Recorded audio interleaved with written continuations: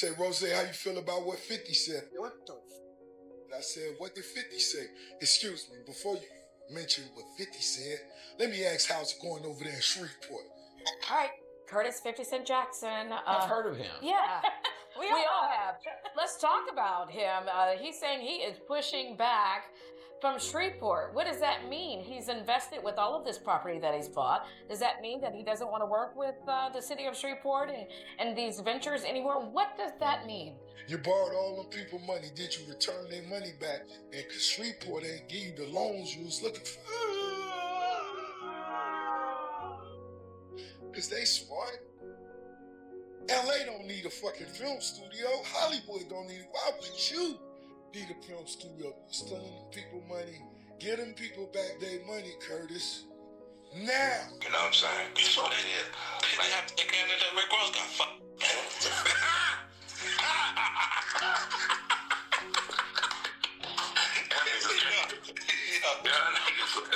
All his bodyguards need to resign. They failed the number one thing. They ain't got nobody body, including their own. I mean, my nigga just stayed down that bitch and kept letting something ain't right. Something ain't right. Ricky Rose album, buddy. They better, hey, and when y'all review Ricky Rose album, hey man.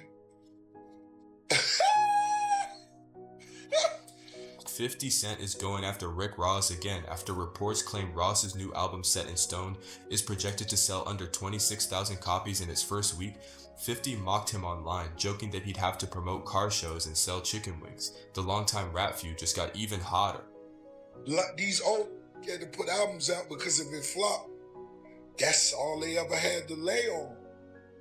Rose ain't got that issue, baby. I could just lean back like that. Yo, that line happened to come true crazy. He said I was Aiden Ross's stream before Aiden Ross had ever streamed. But yo, Ross's streams looked a little crazy this week, huh?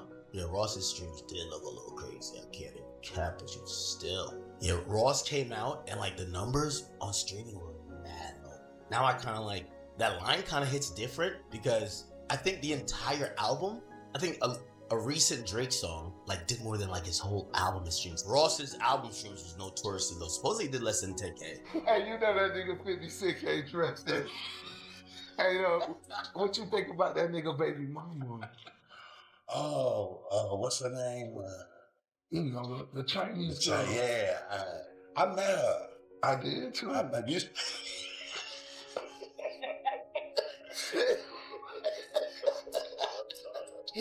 Things are not looking good for the rapper Rick Ross, as he has just announced a recent world tour with him struggling to sell any tickets. Now, as you can see right here, this is how one of his venues are looking for a show happening in Miami, Florida, with him barely selling out any tickets and all the green dots indicating seats that haven't been purchased yet. And Rick Ross and his team look to be so desperate to the point that now they're literally offering discounts for any type of seat, with them offering a buy one get 50% off. And with this now occurring to Rick Ross, a lot of people are thinking that the reason as to why he is falling off so bad is because he has been dissing Drake nonstop. For example, in a recent interview, he literally called out Drake and said that his brand new album, Iceman, was horrendous. Now, are you putting the Drake beef to rest? Honestly, I discuss a lot of things. You know, Set in Stone is all about etching a little bit at a time. I don't understand. You're squashing the beef. So I don't know if that means Ricky Rose is... And then fifth, y'all, you don't fuck with fifth like that. No, Like, dog can't dress. he can't. No, you know dog can't dress. Come on now. Come on now. We're back, and trust me, this situation escalated almost immediately. 50 Cent didn't waste a single second after Rick Ross threw another jab his way, proving yet again that this long-running feud is far from over. Instead of letting the comments slide, 50 answered with not one, but two separate Instagram posts, making it crystal clear he wasn't backing down.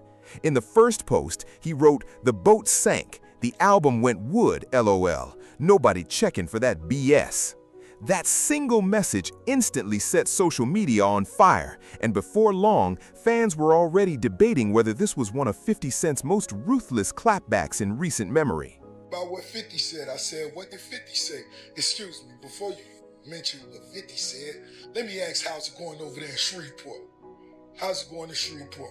You borrowed all them people money. Did you return their money back? I want to make this clear. I was just asked a question. I see what's still going on with you and 50 Cent. You mean you won't do no business with 50 Cent? I would. 50 Cent, I see you raising money for your film ideas. You asked a close friend of mine. I saw the renderings, the drawings of what you believe the studio could be like in Shreveport. I'm gonna give you a once-in-a-lifetime opportunity to come sit down at the table and present your ideas. I won't make you any promises. Men of business don't discuss the past. I think a shot at you a couple weeks ago about a girl that you're not even with no more. We wearing Travis Scott's all week. Girl. What is it with you and Ross that's just been going on for so long? Nothing else works. For him, outside of mentioning me. When things get bad, you mention me. It gets covered further. I get covered across the board. They get covered on the hip hop law. It is what it is. And you watch because I have nothing else to say. You just see it happen periodically as they go. You know, you see that big white elephant? That property he lives at? It costs more than the nightclubs. He's in the nightclubs. What kind of risk cut his own grass? Why are you out there cutting your own grass? You're trying to save money, man? You don't want to pay for the lawn to get cut, huh? Ain't nothing wrong with cutting your grass. Then, 50 Cent came right back with another post, and this one shifted the spotlight toward the ongoing conversation surrounding the Shreveport businesses, turning the pressure up even further. This time, he didn't hold back, writing LOL. He got away with it for a while, but it's over now. Jig is up. 20 features under 10,000 sales. Dang, boy, it is over. That message hit just as hard as the first one, and you could immediately see people breaking down every line, with many arguing that 50 was trying to completely dismantle Rick Ross's credibility while making sure the entire internet was watching. It was too simple. Pulled off what Ricky Rose has pulled off. This is top tier chess player you dealing with, guys. You know this. This is top tier chess player. Look at that. I'm a sex symbol and wealthiest. Don't know it. Done.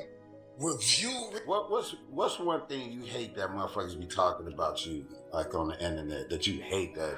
I'm gonna be honest, I ain't tripping. Yeah, cause if it's some good funny shit, I could enjoy it too. Just imagine if I had the chance to slap 50 Cent with this shit right here. Come get it. Just as you'd expect, those posts exploded across social media within minutes, and suddenly everyone had an opinion. Fans of both 50 Cent and Rick Ross began dissecting every single line, arguing non-stop over who delivered the harder hit in this latest round of their long-running feud. Before you knew it, the exchange had become one of the hottest topics online, with timelines flooded by reactions, memes, and endless debates. And that's what makes this rivalry so different. Every new jab instantly turns into a viral event, leaving people wondering if this is only the opening move in yet another explosive chapter between these two rap heavyweights. And 50, is it better now? You guys now friends? Like, do you guys talk now, or is it still no relationship? Nah, homie, Wash. We've never been cool. From day one? No. This is a big business you guys are a part of. You guys are two of the heavyweights in the business. I mean, what is there to talk about? A lot of things to talk about. History, the beef. What kind of history? That he couldn't dress? That's all I used to tell him. Yo, you can't dress. You're not really getting no money. You don't own your masters. Eminem saved you. Dr. Dre saved you. All the big names. Rose did it himself. When it come to making moves, I'm telling you all this because I'm getting ready. I'm doing some, album shit, right? But for the ones that want to know, this album number 12, Rose, how are you always so confident when it comes to your business, because it go the way I wanted to go? My album come out, I'm already paid before the album come out. It's Rose. I don't know when them niggas sit on them podcasts doing all them little deals, I don't know what little niggas y'all talking to. The industry has changed, and guess what? As a boss, you put the number up there. This is what we gonna do, just to do business with me. I've sold records, nigga, for the last 20 years. You know what I do, not just for myself, but the entire brand. Rose paid. I pray y'all niggas get paid before the album come out, nigga, because when you put the album together, that's the... When it comes to 50 Cent and Rick Ross, don't let this latest exchange fool you into thinking it's something new. This feud has been brewing for nearly 17 years, and during that time, they've created one of the most relentless and entertaining rivalries in hip-hop history. And if you follow them for any length of time, you already know that every time it looks like things have cooled off, another shot gets fired and the entire internet starts watching all over again. And Mafia music was leaked on the internet. Can't wait to pay the rent, Curtis Jackson, baby mama, ain't nothing for us. On the record is where Ross would take the first shot at 50 Cent on wax. You know, cease and desist ain't never been nothing we been big on in lawsuits, shit like that. 50 Cent sued me before. We beat his ass, kicked him to sleep in court, sent him back home. He was poor. When we pulled up his banking accounts, I felt bad for him. I really did. Niggas think that it's an opportunity and create energy or like a excitement for the actual release of their record. And I understand that it may be more attention than you usually get, but it'll be the kind of attention that when it goes away, you go away. The company, the system might actually feel like it's a good idea for the moment until they realize that I won't stop. There's nobody in control of me. I'm deciding to fuck your life up. Rick, bro, I'm gonna fuck your life up for fun. This is not new. I do this all the time. He can still write a verse, but his verse always has drug dealer references in him.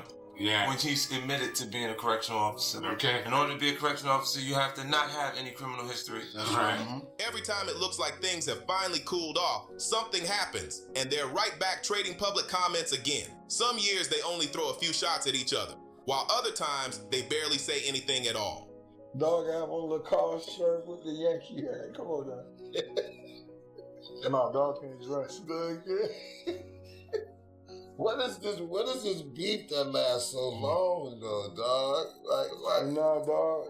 We two different cloths. Yeah. You know what I'm saying? Hey. I'm on some real boss shit, man. Yeah. I wanna see us all win. Let's eat. Right. Let's shine. 50 Cent, let these people know you really admire me. You love my style, the way I dress, the money I get. And let them know that if you really could, you would put all it to the side to do business with me and work with me. It's the truth. I know it is. A lot of people be saying 50 Cent is a bully. But listen, hear me out. So Rick Ross went on a podcast. He was on a podcast, Joe and Jada. Now, during this podcast, Fat Joe got to talking about something. But Fat Joe ended up saying, like, yeah, like a lot of these older rappers that's washed up and ain't got no motion. Rick Ross busts out and say, yeah, like 50 Cent. And I guess Rick Ross had on this long ring on his finger, and I guess it's supposed to be worth $1 million. Now, he in the podcast, but Fat Joe tell him, like, nah, that ain't who I'm talking about. We ain't about to do that. You already know Jada Kiss, he over there just laughing. Then, next thing you know, Rick Ross like, yeah, I could just take this. Can you imagine me smacking him with $1 million ring? And then, Fat Joe tell him again, bro, you doing too much, you reaching, that's not what I'm talking about. You creating some shit that's not here. That's not what I'm talking about. I'm not talking about 50 Cent. Next thing you know, he get to saying, yeah, what's the black motherfucker with the two-tone, his forehead a different color? Talking about Uncle Murder. But then when 50 Cent reply, y'all gonna say 50 Cent bullying. Y'all drop a comment, let me know what y'all think. Then there are those periods where just when everyone thinks the drama has finally settled, another back and forth suddenly surfaces and pulls fans right back in. That's exactly what has kept this rivalry alive for so many years, because it never seems to stay quiet for long. Anytime either 50 Cent or Rick Ross says something publicly, people immediately start paying attention, knowing there's always a strong possibility that another response is waiting right around the corner. Artists that it would say things about 50 Cent that would generate their energy. 50 Cent had some huge records when he had the biggest producers and artists around him putting them together. That's why right now you can't make nothing. Their whole career has been based on it. So it's not a surprise that they try to do that to continue the relevance. I'm looking going, good luck, because you're trying to sell a CD at the present moment, and I'm not trying to sell music. Curtis. You're so infatuated with my lifestyle. Make sure y'all stream that new T.I., man, that new T.I. shit. Right One, that shit on fire. Tip, we want to see them old schools at the car show. ATL, let Tip know after y'all stream that nigga new shit, that shit hot. I fuck with that. You heard me? Damn, Tip, send you to your mother like your father do. 50 Cent mom, died in a fire. He talking about how T.I. is linked up with God, and you, assuming 50 Cent, is running with demons, so the devil must be your father, send you to the... Whether it's through Instagram posts, podcast interviews, or face-to-face public moments, 50 Cent and Rick Ross have made one thing crystal clear. They're never the type to let a diss go unanswered. After nearly 2 decades of trading shots, every new post or comment instantly dominates social media and becomes a major conversation across the hip-hop world. That's exactly what's happening again, with fans now asking the same question: who's going to make the next move? And judging by how quickly this latest exchange has escalated, it feels like this feud is only getting more intense, and you won't want to miss what happens next. Trump saying it, boy, biggest nigga in the mother, and cut it out. And still enjoying to do it, and love to do it. I love the interviews. I love the vibes, love the DJs. That's what we do it for. We do it because we love the game. Morning glory, baby. Listening to the #1 record on iTunes. For the streamers, keep streaming, downloading. Everybody that's getting their physical vinyls, physical CDs, their exclusive merch. Good looking, baby. Album of the year. Listen to the vibes, the production, the wordplay. It's the motherfucking boat, you heard me? For a while, Rick Ross had been slipping in subtle shots aimed at 50 Cent, almost daring him to respond, while 50 remained unusually quiet despite fans expecting an immediate clapback. That silence had a lot of people wondering if he was finally done entertaining the feud, but as we've now seen, it looks more like he was simply waiting for the perfect moment to strike back. In his career that you'd have any respect for? Oh, no, there's nothing there. There's nothing there. I never wanted to work with. Set in stone, baby. Just the title just represent, just etching every move I made over the last 20 years. Here we are, 20 summers later. We the big dogs, you know what I'm saying? And we still hustle, we still enjoy the music. Something that we love to do. I love to do it. I love to make music. You know what I mean? When the shit hot, it's hot. We not letting the fuck up on you, nigga. You hopped in beef for no fucking reason, nigga. You inserted yourself when you had nothing to do with this shit. So let's break this down. Nigga, you did 1.8 in your first day, which equivalates to 1,220 albums sold. The biggest flop of them all, nigga. Normally, whenever Rick Ross throws a jab, 50 Cent doesn't take long to fire one right back. This time, though, he stayed quiet longer than anyone expected, leaving fans glued to social media wondering when or if a response was coming. Most of the online conversation centered around Ross continuing to bring up personal topics, while 50 seemed content to stay out of another public back and forth, at least for the moment. Then everything took a surprising turn during an interview with Dion Cole.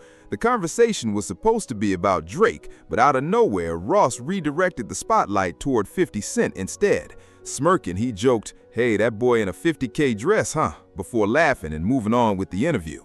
That unexpected remark immediately started circulating across social media, with fans split over whether Ross was just trolling for laughs or deliberately trying to bait 50 into responding. Before long, all eyes were back on 50 Cent, because if history has taught us anything, it's that he rarely lets public shots go unanswered for very long. With Drake, dog, why can't y'all niggas make another motherfucking song, dog? Like, quit playing, dog. You throw me the alley hoop for the little bomb, you know what I mean? You know I'm a ducky.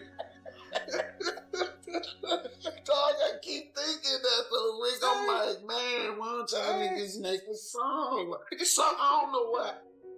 I don't know what happened to the point where y'all niggas hate not make a song. Drake ain't cool like that. Like, what's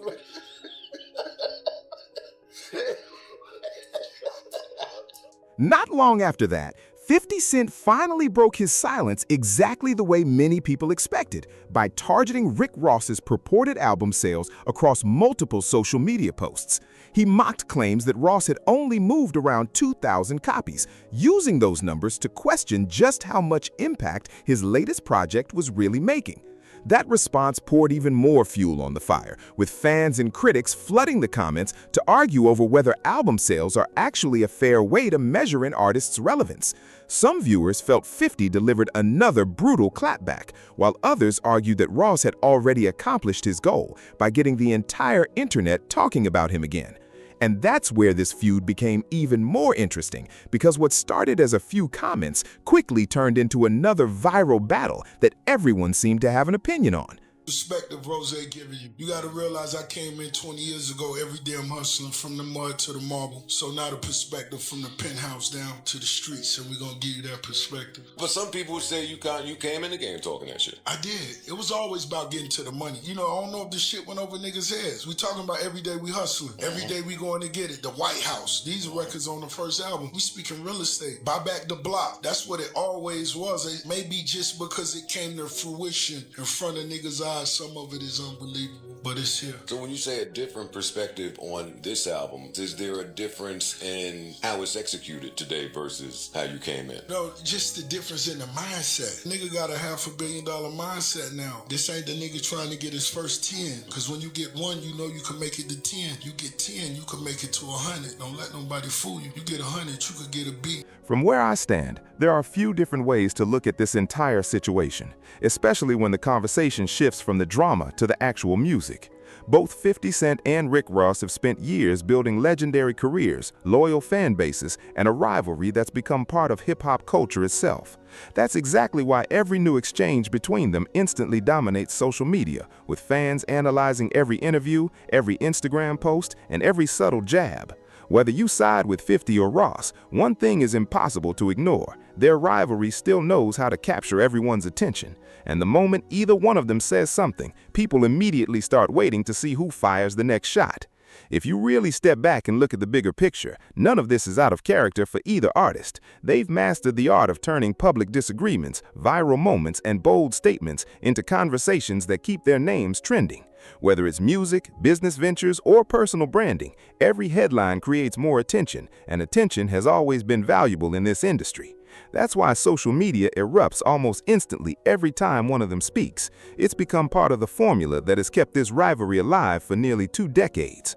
Rick Ross has never been the type to hold his tongue when another artist has a disappointing rollout or falls short of expectations. So when the spotlight swings back onto him, a lot of people feel he's simply experiencing the same criticism he's handed out over the years. That's the nature of hip-hop competition. Today you're throwing the jokes, tomorrow you're the one hearing them. These rivalries don't stay confined to songs anymore. They spill into interviews, podcasts, Instagram posts, and headlines that millions of people end up discussing. At the same time, it's important not to confuse internet jokes with the actual quality of the music. Those are 2 completely different conversations, and they shouldn't automatically be treated as the same thing. An artist can get roasted over sales numbers or streaming statistics while still releasing songs that fans genuinely enjoy. Plenty of listeners separate the entertainment from the music itself, choosing to judge the project with their own ears instead of letting social media make that decision for them. That's why new albums continue to attract listeners, even when the headlines are focused more on controversy than the music. The music industry has also changed dramatically over the years, and success isn't measured the same way it was a decade ago. Selling massive first-week numbers has become much more difficult, especially for artists who aren't backed by an enormous promotional campaign. Without constant support from a major label through advertising, playlist placement, radio rotation, interviews, and non-stop marketing, it's incredibly hard to keep an album in front of millions of people. Even respected artists with dedicated fan bases can release quality projects that don't produce eye-popping sales simply because they aren't receiving that level of exposure. Unless you're already among the biggest names in the business, reaching that audience requires far more work than most people realize. That's why I don't think low sales numbers automatically tell the full story about an album. Hip-hop has seen plenty of respected projects earn praise from fans and critics, despite posting modest commercial results. From what many listeners have been saying, Rick Ross's latest album has received positive feedback from people who've actually spent time with it, proving once again that commercial performance and musical quality don't always move together. I haven't personally sat down and listened to the entire project yet, but I've seen enough positive reactions to understand why some fans believe it's a strong body of work. Sometimes the conversation online becomes bigger than the music itself. At the end of the day, I think it's important to separate the jokes from the art. Rick Ross has built a reputation for clowning other artists whenever they struggle with sales or have a rough moment, so it's really no surprise that 50 Cent answered back using that exact same playbook. That's how this rivalry has operated for years, and honestly, fans have come to expect that kind of back and forth whenever these two cross paths. But even with all the trolling, memes, and viral posts, album sales alone have never been the only measure of whether an album is actually worth listening to. There are countless artists making incredible music that never receives the spotlight it deserves simply because they don't have massive promotional budgets or the backing of the biggest platforms. Some albums may never post blockbuster streaming numbers, yet they still build loyal audiences that genuinely connect with the music. In fact, some of the strongest projects each year come from artists with much smaller fan bases than the biggest mainstream stars. That's why judging an album strictly by sales figures or chart positions can paint an incomplete picture. Commercial success and musical quality don't always go hand in hand, even if social media sometimes tries to convince people otherwise. Now, when it comes to everything happening in Shreveport, that's an entirely different conversation.